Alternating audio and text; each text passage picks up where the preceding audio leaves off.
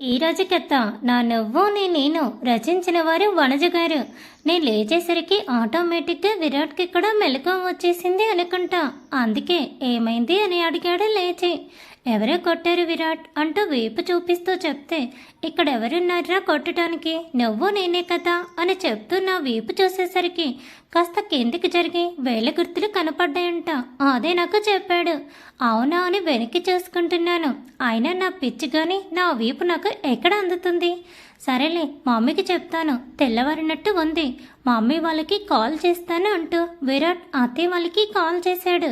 వాళ్ళు రాగానే జరిగిన విషయం మళ్ళీ రిపీట్ చేస్తే అప్పుడే వచ్చిన పంతులు గారికి కూడా అదే మాట విని, భయపడకండమ్మా, ఏం కాలేదు, అది స్వామివారి అనుగ్రహం అని ఆయన చెప్తే ఏమీ అర్థం కాక చూశాను. అవునమ్మా, కొత్తగా పెళ్ళైన వారు ఈ గుడిలో నిద్రించినప్పుడు వాళ్ళని అనుగ్రహపరచడానికి అమ్మవారు అయ్యవారు అలా వస్తారు, ఇద్దరిని అలా తట్టేసి వెళ్ళిపోతారు అని పూజారి తాత చెప్పేసరికి మరి నీకేం అనిపించలేదా అని విరాట్ వంక చూస్తే డీప్ స్లీప్లో ఉన్నాను, ఏం అనిపించలేదా అంటూ విరాట్ చెప్తే అండు అంటూ విరాట్ వెనక్కి వెళ్ళి టీషర్ట్ పైకెత్తి చూస్తే సేమ్ అచ్చరా అలాగే ఉంది. అదే మళ్ళీ రిపీట్ చేస్తే, పిల్లలు భయపడకండి, మీకు శ్రీ లక్ష్మీ నరసింహస్వామి అనుగ్రహం లభించింది, అంతా ఆయనే చూసుకుంటారని పూజారి తాత అంటే సరే అనుకుని ఇంకా అందరం వెనక్కి వెళ్తుంటే అత్తయ్య నన్ను ఆపేసి వసం ఈ ఆవరణ మొత్తం శుభ్రం చేయని చెప్పింది. అలాగే అత్తయ్య అంటూ మనకు వచ్చిన పని అయినట్టు ఫీల్ అయ్యి చీపురు తీసుకున్నాను. గట్టి నేల, పైగా టైల్స్ మీదనే నాకు చిమ్మటం సరిగ్గా రాదు, ఏంటో ఏమో స్వామి, మిస్టేక్ లేకుండా నువ్వే చేయాలి అని మొక్కుంటూ స్టార్ట్ చేశాను. ఏంటో నా బాడీలో ఎవరో ఉన్నట్టు నీట్గా దొబ్బేసి వాటర్తో కూడా క్లీన్ చేసేసాను. ఇప్పుడు వెళ్ళి శుభ్రంగా స్నానం చేసి పొంగలి చేయాలి పదవస్సు అని అత్తయ్య అంటే హాయ్ పొంగలి అంటే ఎగురుకుంటూ పోయేసరికి గంట చూపించి స్నానం చేసిరా అంది మా విమల అత్తయ్య. అంతే, విరాట్ కోసం వెనక్కి వెనక్కి అడుగులు వేశాను నేను. ఆయన గారు ఉంటే కొంచెం ధైర్యంగా ఉంటుంది అని.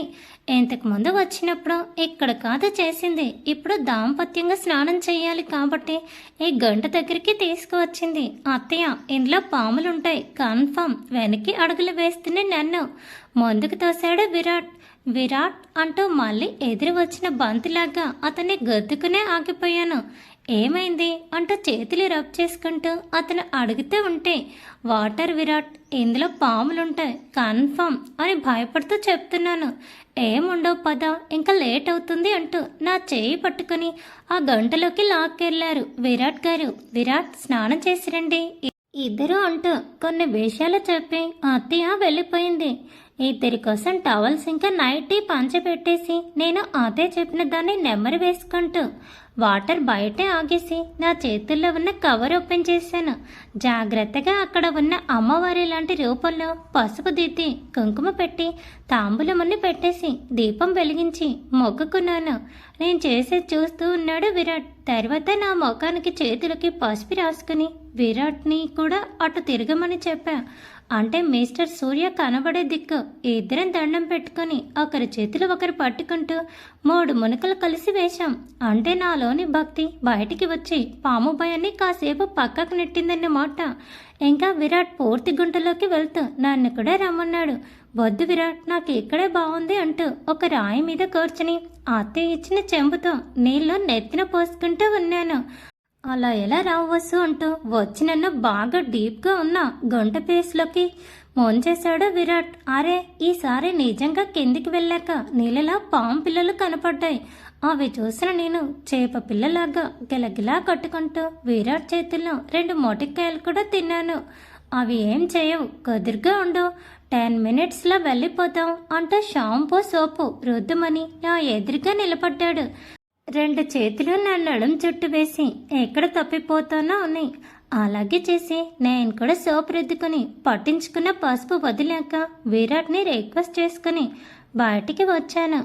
ఆయన గారు ఇంకా ఈత కడుతున్నాడమ్మా, ఈత సర్లే అని చెప్పి ఆ తడిచిన డ్రెస్ ఒక చెట్టు చాటుకి వెళ్ళి మార్చుకుని నైటీ వేసుకున్నాను.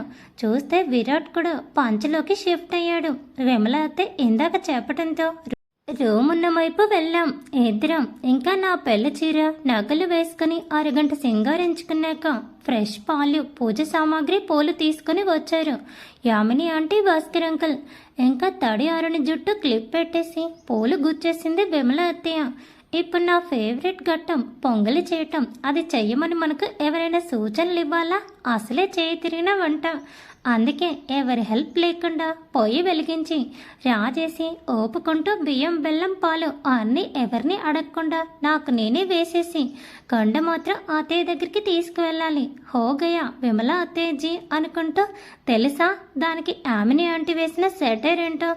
అబ్బో, పండు పొంగలి ఇంత ఫాస్ట్గా చేసేసిందే, రేపు విరాట్కి రోజు పొంగలినే చేసి పెడుతుందేమో అని. హా, మీరు చెప్పండి, ఆవిడ అన్నది ఏమైనా బాగుందా అని ప్రశ్నిస్తున్నాను అధ్యక్ష. నాకు వచ్చే కోపానికి ఆవిడ్ని వద్దులే పండు, కంట్రోల్. తను నీకు ఇప్పుడు అత్తయ్య, సో ఏమనకూడదు అని సైలెంట్గా ఉన్నాను. సేమ్ విమల అత్తయ్య విరాట్ కూడా అంతేనేమో, అందుకే సైలెంట్గా అన్నారు. మా భాస్కర్ అంకుల్ అలా ఉండలేరు కాబట్టి హాయ్ ఆమెని మన సాత్వికకి పొంగలి పండుని నేర్పించిందంట అనేసరికి ఆవిడ మూతి సొట్టపోయింది. నా మూతి విచ్చుకుంది. అక్క, ఇంక దర్శనానికి వెళ్దామా అని విమల అత్తయ్య అనటంతో పూజ సామాగ్రి మొత్తం నేను విరాట్ని తీసుకున్నా. నా చేతుల్లో ఏమో కాలిపోతున్న పొంగలి కొండ ఉంది, కింద పెట్టకూడదు, అందుకే ఆకులు చేతులు వేసుకుని దాని మీద కొండను పెట్టుకున్నాను. 11 ప్రదక్షిణలు పూర్తయ్యాక గర్భగుడిలోకి అడుగు పెట్టాము. నేను విరాట్ పొంగలి పూజారి గారికి ఇచ్చి మాతో తెచ్చిన బియ్యం పప్పు ముడుపు అన్ని కూడా ఆయన చేతులకి ఇచ్చి దండం పెట్టుకున్నాం. ఇంకా మా గోత్రనామాలన్నీ తెలుసు కాబట్టి ఆయన పూజ చేసేశారు. అత్తయ్య నా చెవి దగ్గరికి వచ్చి ఇక్కడితో నీ ముడుపు చెల్లించాం స్వామి అని మొక్కో అంటూ చెప్పడంతో నేను కాపీ చేసేసాను. ఆయన అందరికీ హారతిచ్చి శటగొప్పం పెట్టి నన్ను విరాట్ని మాత్రం గర్భగుడిలో దేవుడి విగ్రహం దగ్గరికి వెళ్ళమన్నాడు. ముందు కొంచెం భయం వేసింది, కానీ నా ధైర్యం విరాట్ ఉన్నాడు కదా, అందుకే లోపలికి అడుగు వేశాను. ఇంకా అంతే, ఏదో తెలియని ట్రాన్స్లోకి వెళ్ళిపోయాను. నాకు ఆయన పాదాలు నా నుద్ర తాకినప్పుడు తెలియని గగర్బాటుకి లోనైతే ఒక నిమ్మకాయ ఆ లక్ష్మీ సమేత నరసింహస్వామి దగ్గర నుండి వచ్చి నన్ను చేరింది. కళ్ళకద్దుకుని దాన్ని తీసుకున్నాను నేను. ఇంకా లోపల అన్ని పూజలు అయిపోయి బయటికి వచ్చేసరికి ఇంకా అరగంట టైం పట్టింది. పొంగలి ఆయన ప్రసాదంగా పెడితే తిని వావ్, నాకు కూడా టేస్ట్ చూడకుండా వండటం వచ్చేసింది అని గర్వపడుతూ ఉన్నాను. విమల అత్తయ్య దగ్గరికి వెళ్ళి నేను మా పండు చూపించి చెప్తుంటే ఏదో బలమైన కోరిక కోరుకున్నావు వసు, అందుకే దేవుడు వరం ఇచ్చాడు అని అత్తయ్య చెప్తూ ఉంటే నేనేమీ కోరుకోలేదే, భయపడుతూనే వెళ్ళాను, మొక్కుకున్నాను. అప్పుడు నా బ్రెయిన్లో ఏమీ కోరికలు లేవే అనుకుంటూ ఉంటే మనసు మాత్రం ఎందుక లోపలికి వెళ్ళినప్పుడు ఎవరో గుడికి ముందు కూర్చొని పొట్టు వెంట్రుకలు తీయించుకుంటూ ఏడుస్తున్న పిల్లల్ని చూసావు అని గుర్తు చేసింది. అంతే, నా చేయి తెలియకుండానే పొట్టు మీదకి వెళ్ళిపోయింది. దేవుణ్ణి చూసా, కానీ నాకు విరాట్ కనిపించేశాడు అక్కడ. మీ ఆలోచనల్ని తలక్రిందులు చేయడమే నా పని అని. Thanks for watching. Please subscribe my channel for more videos.